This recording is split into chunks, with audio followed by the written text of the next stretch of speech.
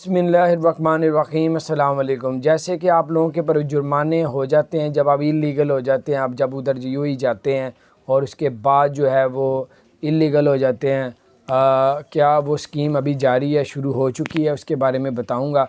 जो आपके जितने भी जुर्माने होते हैं वो माफ़ कर दिए जाते हैं कि आपके पर डे जो जुर्माना पड़ रहा है 1000 दिनों में, 10,000 दिनों में, तो ये हर साल एक स्कीम लॉन्च की जाती है जिसमें आपके जुर्माने माफ़ होते हैं।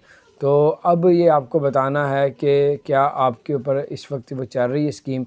आईसीए की जो आईसीए ने आज यानी कि ऐलान किया है, बल्कि काफ़ी पहले भी किया, तो उन्होंने बताया कि ऐसी अभी कोई स्कीम हमने लॉन्च नहीं की कि आप इलीगल हैं और आपके तमाम जुर्माने माफ़ कर दिए जाते हैं या कर देंगे या उसमें 50% लेस है।